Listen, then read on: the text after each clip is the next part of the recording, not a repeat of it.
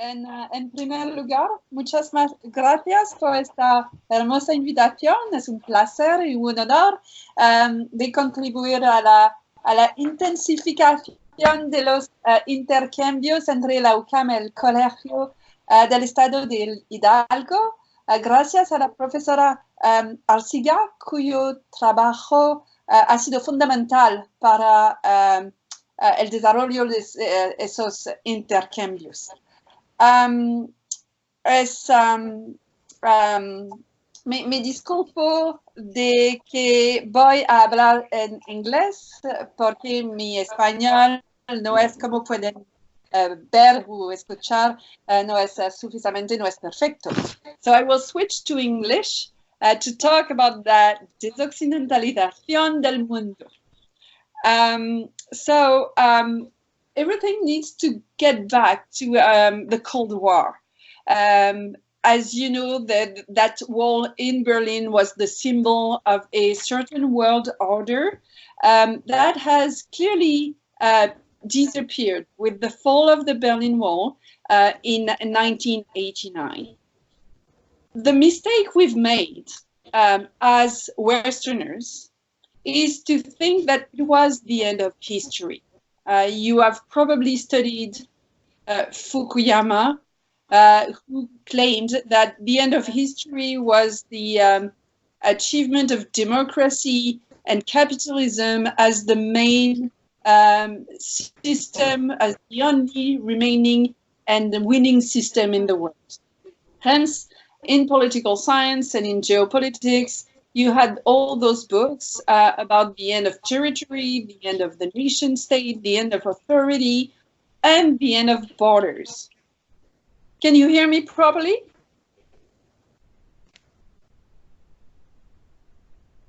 Do you hear me? Oui, mais c'est un petit peu pas bon, hein? C'est pas dur. Je ne sais pas quoi faire, Nohemi. C'est un petit peu bizarre les sons. Oui, c'est pas bien. On écoute, mais pas bien. Ok. Comment est-ce que tu veux procéder? ¿Le bloqueamos el micrófono a nosotros? On va faire le blocage des fonds pour nous et tu vas parler uniquement, d'accord? Comme ça, je crois que ça sera mieux. Y que ella nos diga cuando quiere que pongamos el micrófono. Oui, tu m'écoutes? Oui, redis-moi, je n'ai pas compris. On va bloquer l'audition pour nous, c'est-à-dire tu vas parler, on va t'écouter et après, on va pouvoir faire tous les deux, d'accord? Mais sans les images, est-ce que tu veux que je vous envoie le PowerPoint? C'est un peu dommage de ne pas avoir les images, non? Non, ça va. Oui, ça va. Pour toi, ça va. Ok. Tu peux recommencer. Uniquement, on va couper le microphone parce qu'on a des problèmes pour la bande. Mais nous pouvons voir très bien la présentation. On va suivre très bien votre conférence. Mais comme vous voulez que nous pouvons ouvrir le microphone, vous me dites, s'il vous plaît. Ok, merci. Ok, c'est parfait.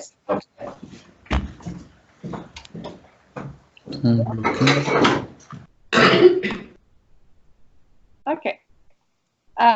So as you can see on top, those were the former customs border patrol posts in the EU. So it was clearly signaling the end of the Cold War and the end of a certain world order.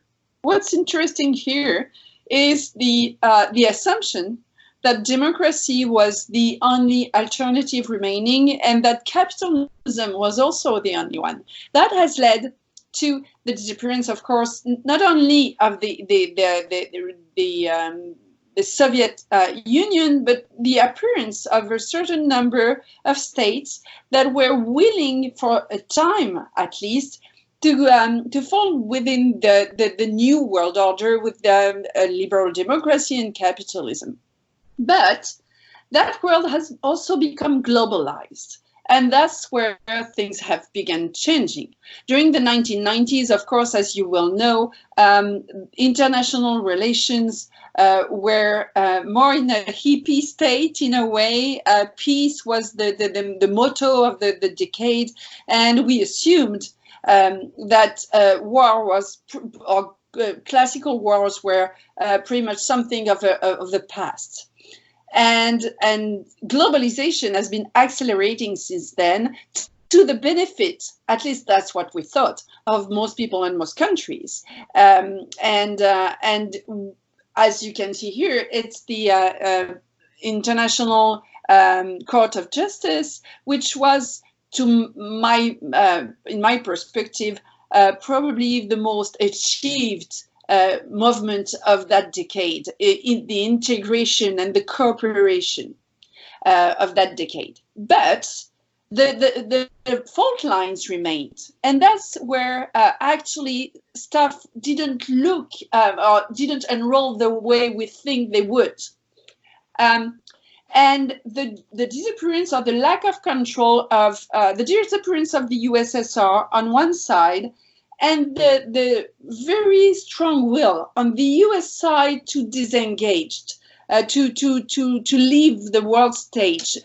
Whatever we think about it, both Clinton and W. Bush and then Obama have tried to withdraw the US from the global stage. Iraq may be seen as an epiphenomenon, or even a counterpoint to that global posture, which has been one of receding, retreating from the world stage. That's partly what explains the aspiration in the southern countries to something else, and the Arab Spring was part of that. But what's interesting in that is that The Economist is doing this as evaluation very frequently, asking the question, where is the center of the world? And I think that's what this presentation is about.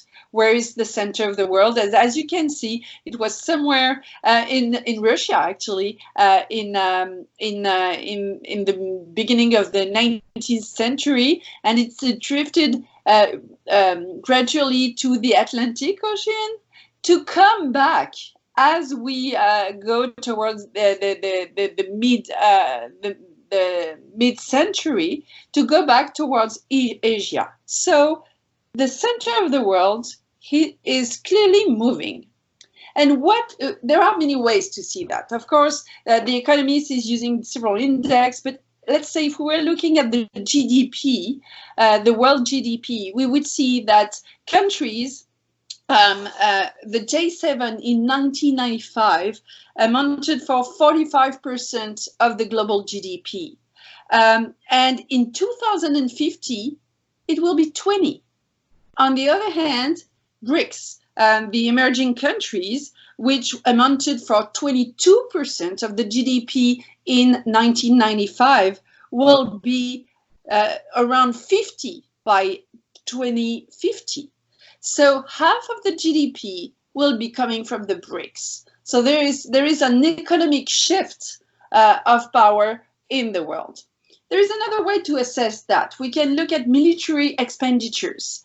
You may recall, or may not, the time where the United States amounted for 50% of global military expenditures. And you had the US and basically the rest of the world. Whereas now, India is in a huge military procurement program, but China is clearly the one investing a lot, as well as Russia, which is professionalizing its army and getting more and more present in, let's say, for instance, which matter to us, the Arctic. So there is also, military speaking, a shift too. If we look at the world's largest economies, I spoke about the J7, but if you look at individual economies and you look at 2017 versus 2030, and it's in purchase power parity. So we look at how much each country can acquire. So it's a relative measure. You see that China is already, in those terms, the first economic power, but will be even more powerful with India, way before the United States, and Indonesia, Turkey, Brazil, Egypt, Russia, Japan, and finally a European country, Germany. So there is clearly a huge shift, and we are right in the middle of that movement as we speak. And it translates, if we look at China, let's say, it translates in rare earth metal production and reserves. China has a lot of reserve. It's not the only place where we can see those reserves. We have some in Australia, the US, Myanmar, Russia, India, Burundi, Thailand, Brazil. But China has a quasi-monopoly on those rare earth supply in the US.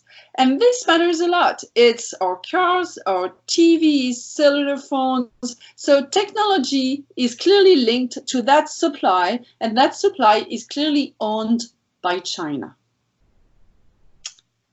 And that, what China has become, economically speaking, military speaking, is translating in its diplomacy, commercial diplomacy. As you can tell here in Africa, we do know that China has taken the place of the former colonial power, reviving the Silk Road. So they have an imperial vision of the power, the projection of power, their own projection of power, although we need to address that imperialism in terms of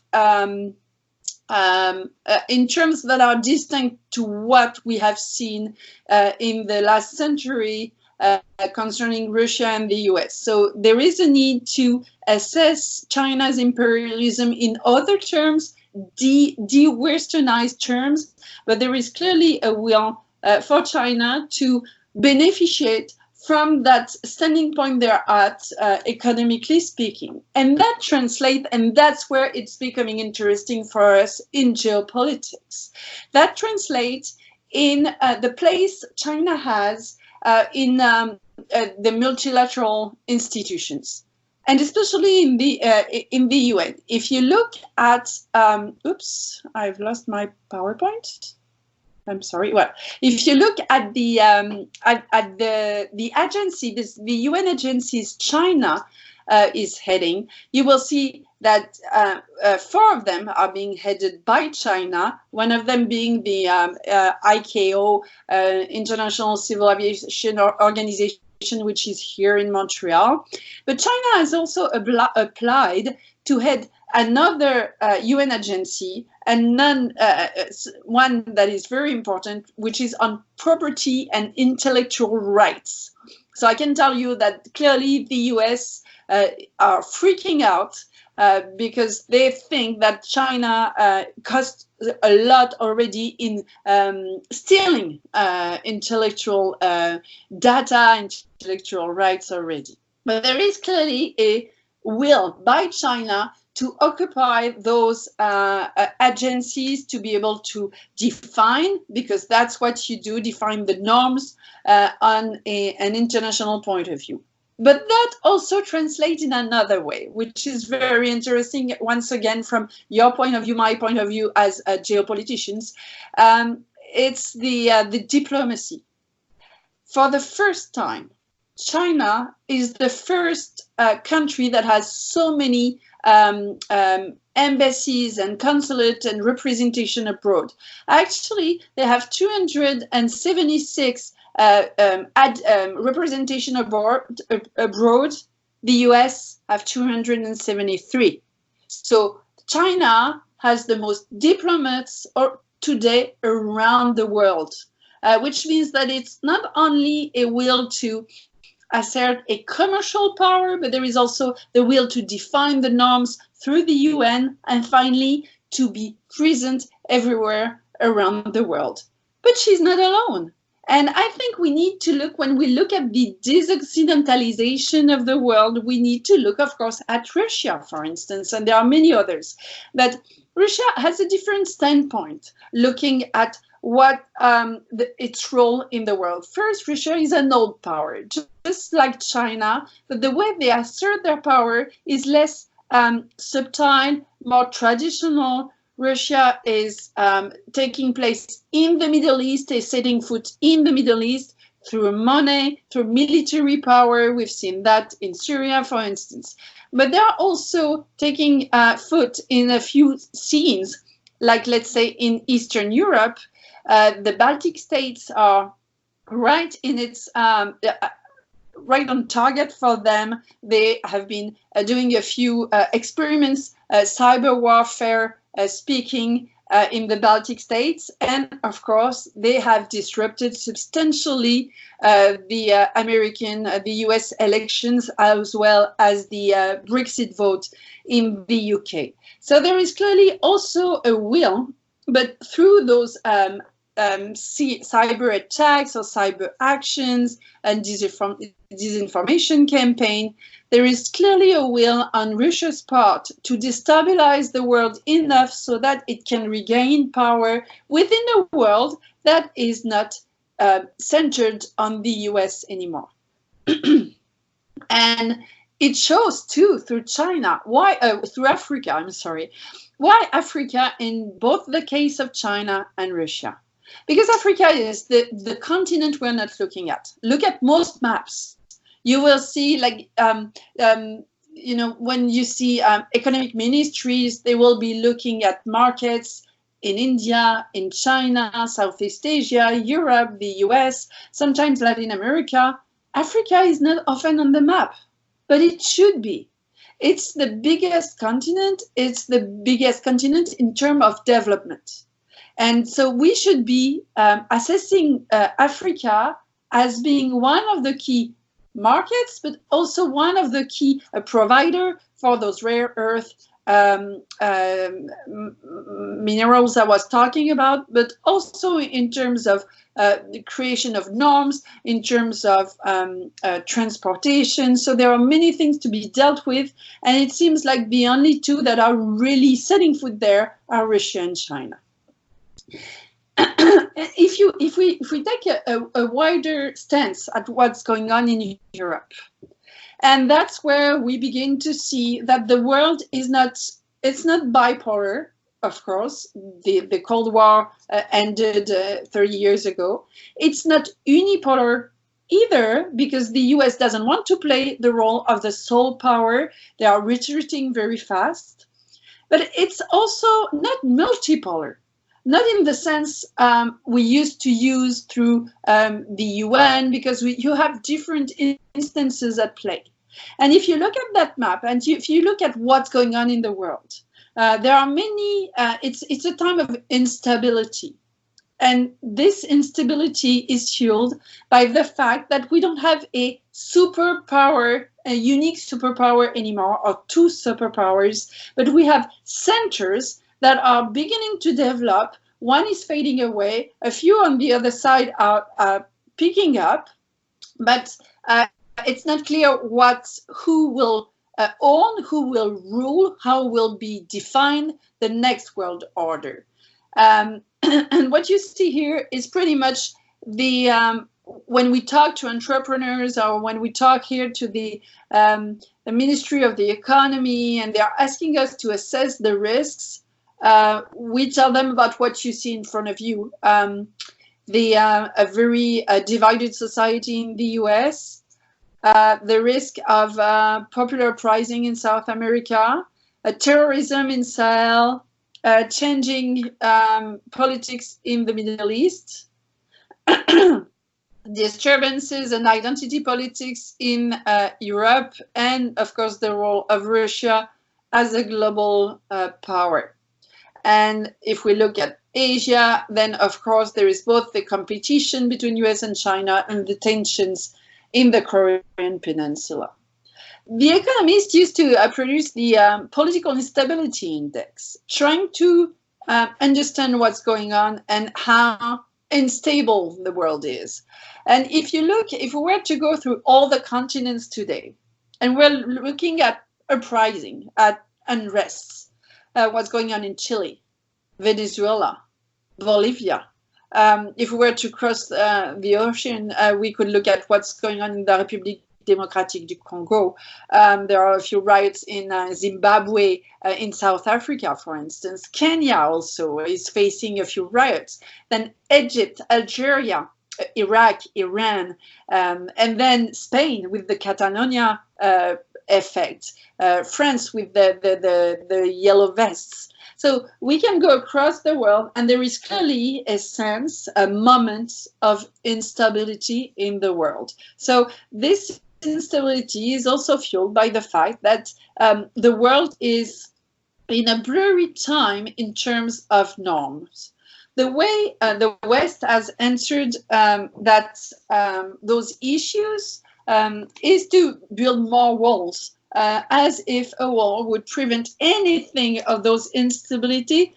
But it's almost the backlash of globalization, the flows that were allowed a lot of people to get richer, also the flows that are being feared, because today they are fueling inequality and corruption and a sense of mistrust with the elites.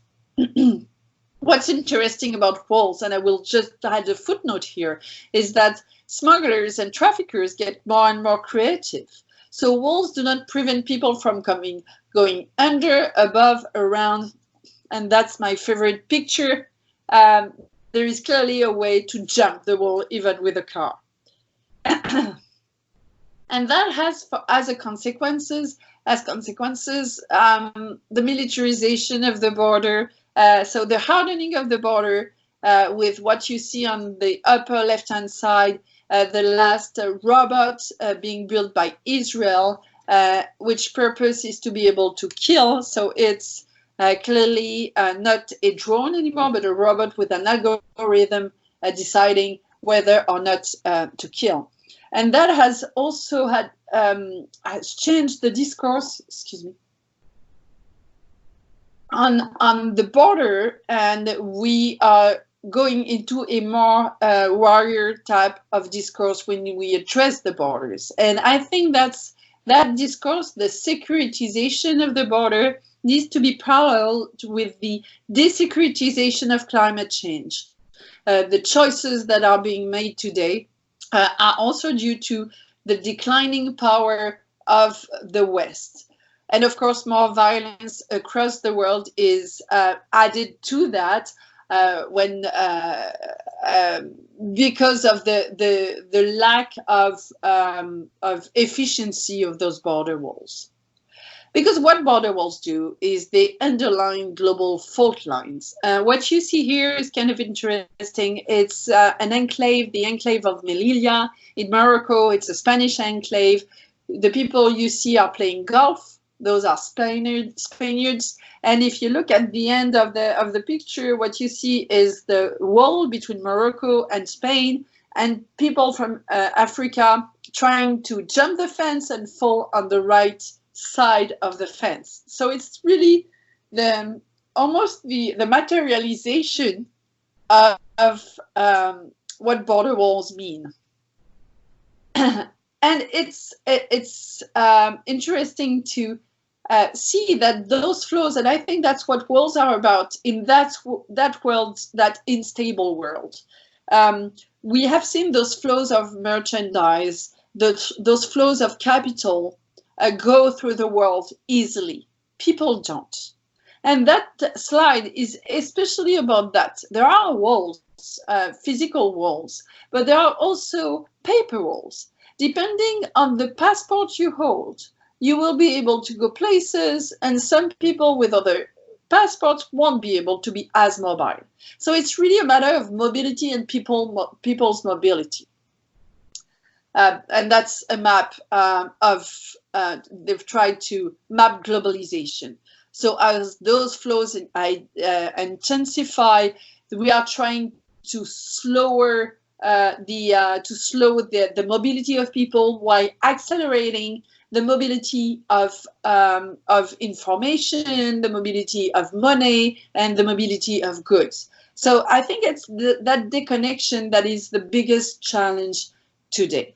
Talking about challenges, and I think that's what it's all about. What you see is a GIF on real-time cyber attacks between the different poles in the world. The first challenge we are facing in a de-Westernized world, in a world, I shouldn't say de-Westernized, but in a destabilized world, what we see here is the power of cyber attacks and the power it will have on the impact it will have on the way we live. For instance, I have an example. China owns the Philippines power grid, which means that with one switch, China can cut the electricity to Philippines, which is something interesting because the Philippines are right on the China Sea, where is probably the next conflict. Second challenge, climate change. In 2050, we expect something like millions of people being on the move due to climate change. That's the second biggest challenge in the world. Third challenge, right there, Trump. What if Trump loses the election? What will happen? Will the people take the street? Will the US be disrupted? And as you know, this is still the biggest economy in terms of centralization. This will have an impact on you and us, first in North America, but then the rest of the world. Let me ask the other question. What if he wins? If he wins, there will be no checks and balances anymore. He will be free to do whatever he wants, and that's what he will be doing. But, last thing, are we talking about the right things when we talk about Desoccidentalization? And what we need to do is look at that map, any other map, that will force us to look at the world in another way. See the challenges we have not identified yet. A war in the China Sea, but also the implosion of China. What's happening today with the Uyghurs is clearly the sign of China being worried about about separatism. What about the implosion of Iran due to the sanctions? What will happen in that country? So we need to ask ourselves those kind of questions in order to assess the geopolitics of the world, of that world that has lost its center and that may have a few very different centers instead of one or two. Gracias.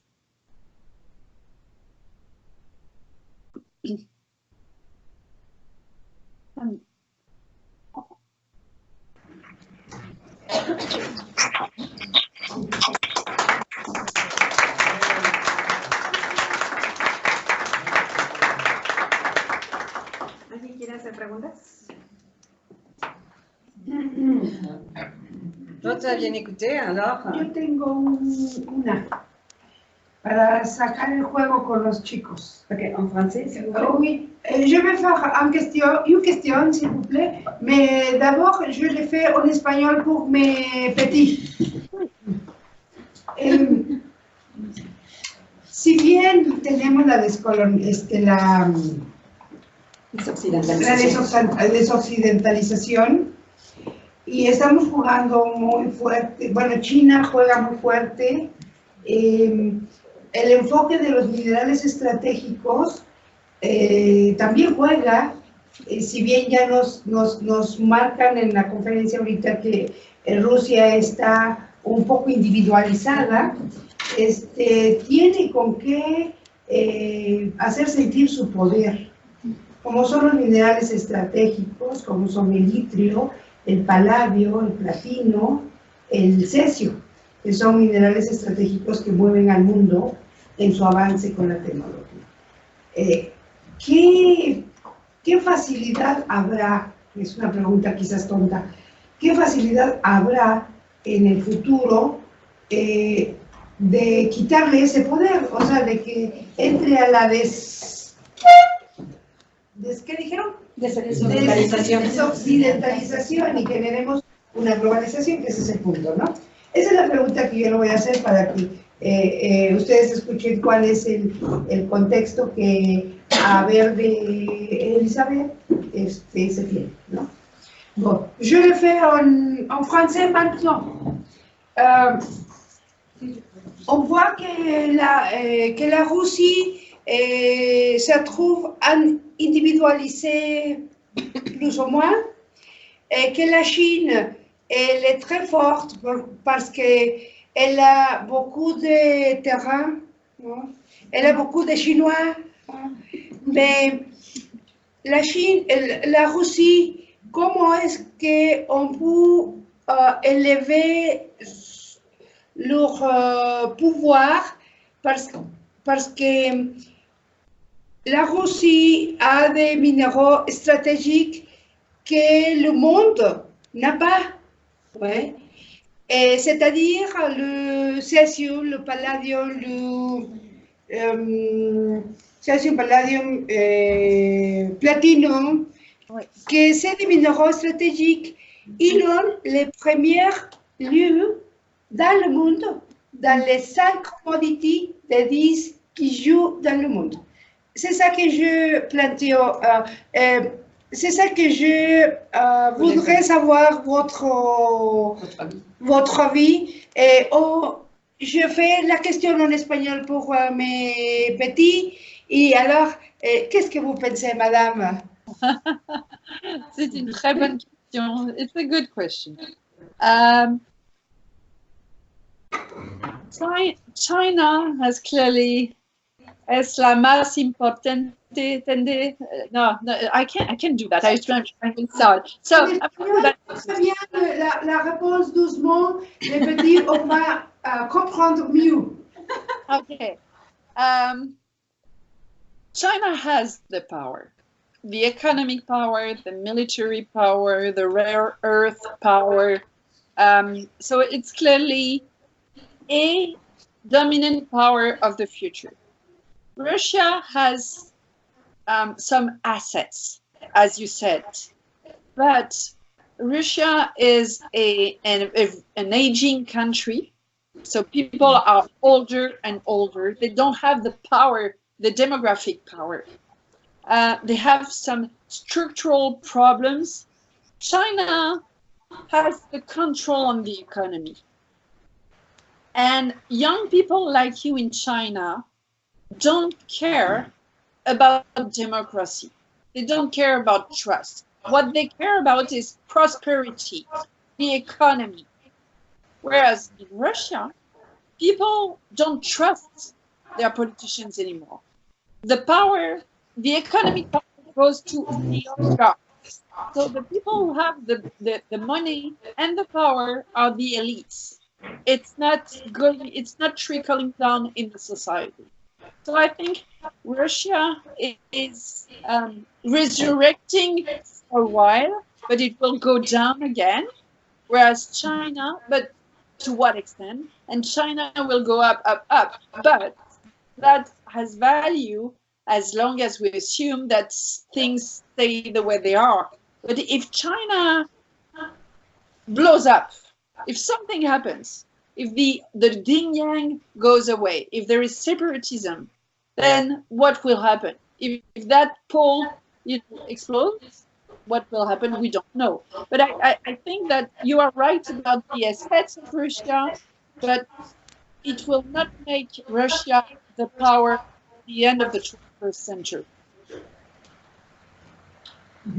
Thank you very much. Okay. ¿Otra pregunta?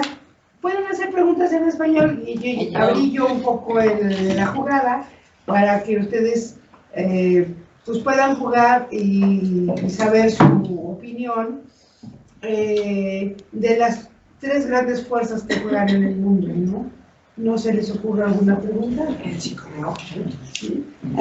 Y ya que la doctora nos puede traducir al francés. La traducción al francés.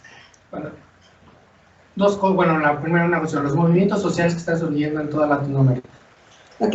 Y las expresiones distintas, por ejemplo, el alcance que tuvo el intento de golpe en Bolivia, en Venezuela, y el que sí tuvo, porque ahí le faltó a la doctora todavía el petróleo, ¿no? Ah, sí, sí, sí, el canal que...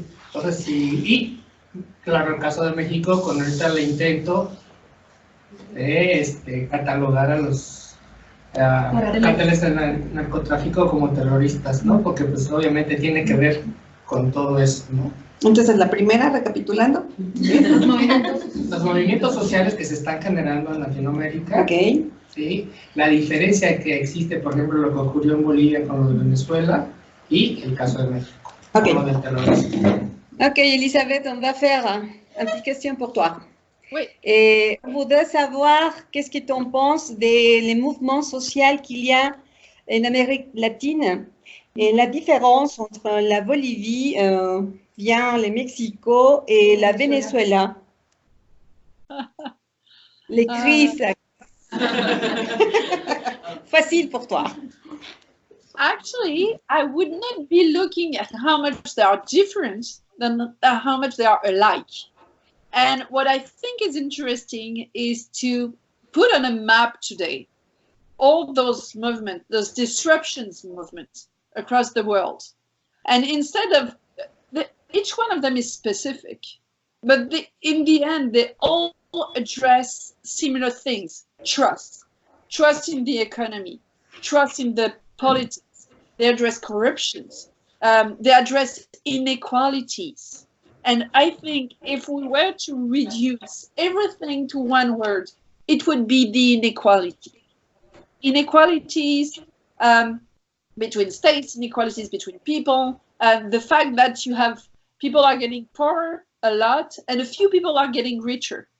It's not all about that, but if you look at all those movements from France to Spain to Bolivia, to Algeria, to Iraq, it's about trust, corruption, inequalities. And I think this is fueling by globalization. Globalization has led first to a greater access to goods that we did not access at the time. When I arrived in Canada, in Western Canada, there was no way you could have a good coffee. It was water. And now I can go to anywhere in BC and I will get a very nice espresso. That's the good side of globalization. I really need those espressos to survive. I'm happy I'm getting them everywhere. But the downside came back at us. It's almost a backlash. Those were inequalities, issues of trust and corruption.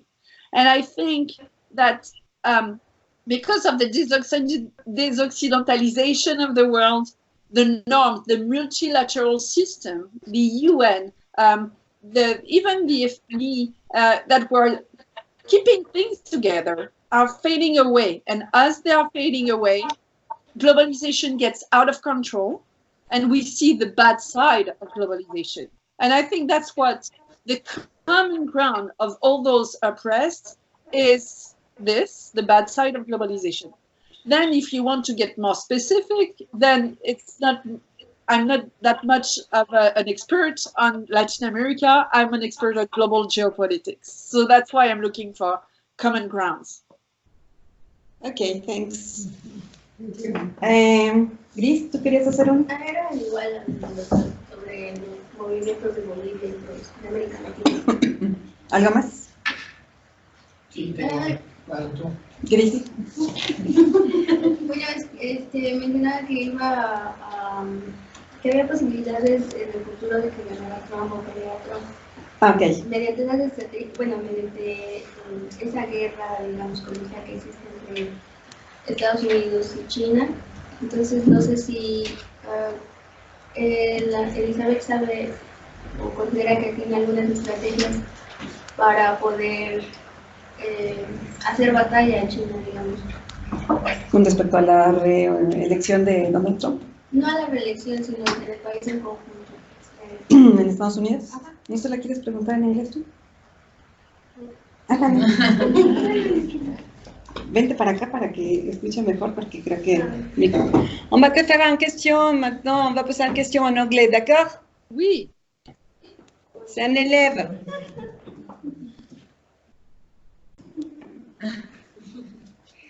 Hi, Elizabeth. Más fuerte. Elizabeth. Okay. I just have a question. Like me, you were talking about China and the war that has with the U.S. about the economy.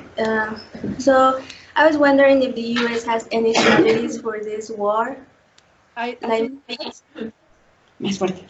any strategies for this war. Maybe kind of like with ¿cómo se llama América Latina? América Latina. Sí, with America, with the South countries of America. So, does Trump has a strategy? Is that what you're asking me? Does he have a strategy towards China? Yes. Well, actually, Peter Navarro, who was his closest economic advisor, was very anti-China. So he has been surrounded by people who have been advertising for isolationism and protectionism, which is interesting because it's the first time in a decade that we have a party that is actually wants to withdraw from the what has always been the common understanding in the US that free trade was benefiting the US even more than the others. And for the first time, although it is the case, financially speaking, for the first time, they think that they can withdraw and it won't cost them much.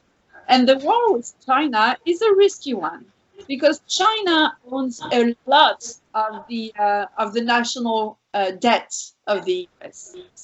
China owns, as we were been talking about, the rare earth metals that they need to build their cell phones and their cars. So they're very dependent.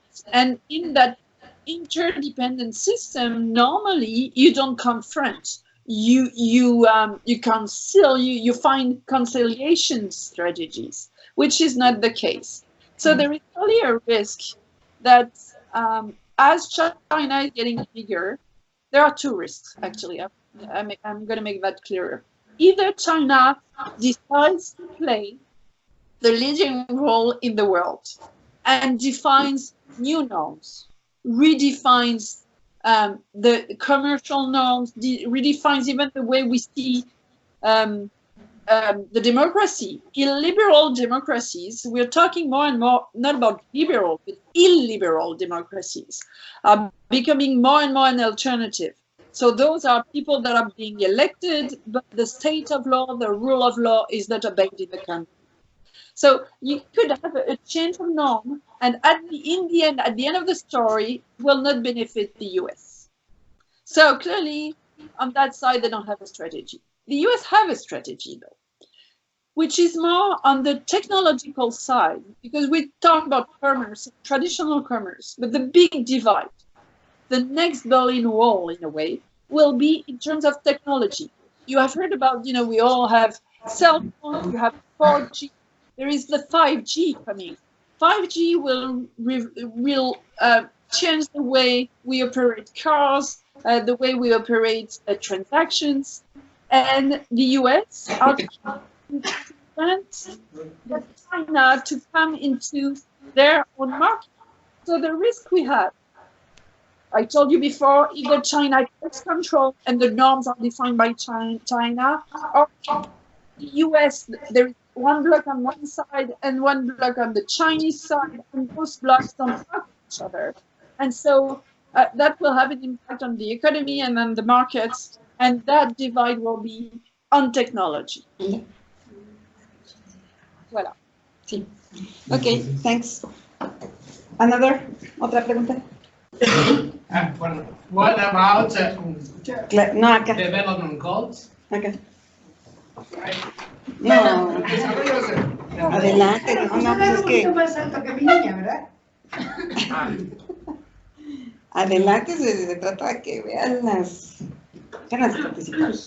Ganas de participar. Another question in English.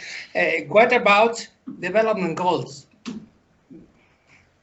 Whose development goals? ¿En dónde? Los de la ONU, ¿no? Sí. In the ONU. Pardon? Naciones. In the Nations Nations. United. The UN? Yes, the UN. There is only one risk. The one risk is that the UN, first of all, the UN.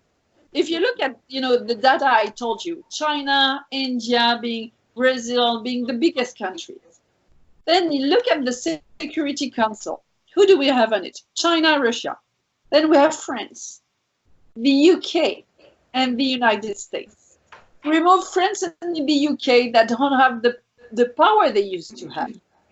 The United States want to withdraw. It leaves us with China and Russia.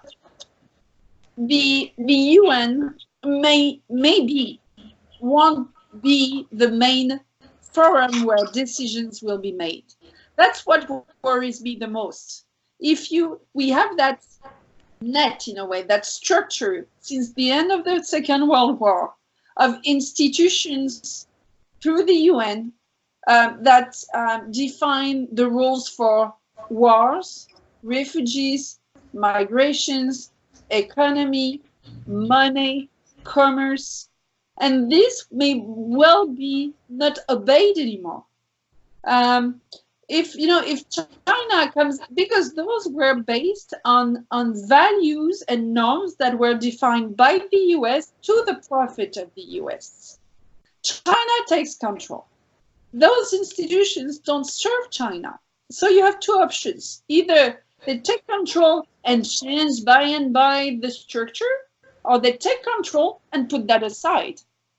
So development goals will be to the benefit of one, China, namely, or may not be at all. And that's, I'm being very pessimistic, but I think we need to look at the world through eyes that are not ours. And our eyes in Canada, I suspect in Mexico too, we do wear the United States glasses when we look at the world. We look at the world through the idea of democracy, the idea of liberalism, the idea of the rule of law. But if you look at Russia and China, that's not that at all. So we need to, if we want to think in terms of geopolitics now, we need to be able to remove the American glasses and put the Chinese glasses on. And what world will we see? And how that world will serve us. You know what I mean? So I think, I'm not sure that the UN will be relevant at all by the end of the century. Ok, thank you, Élissabeth. On va faire mère maintenant parce qu'il faut que tu ailles. Oui. D'accord. D'abord en español. Merci por toi. Bueno, vamos a cerrar esta sesión. Muchas gracias por estar aquí con nosotros, por participar. Los chicos, espero va a estar grabada esta sesión, así es que la van a poder consultar. Y bueno, pues nuevamente gracias por la asistencia. Si tienen preguntas, es posible escribirme por correo y voy a responder. Ok. Bon. Un aplauso, por favor.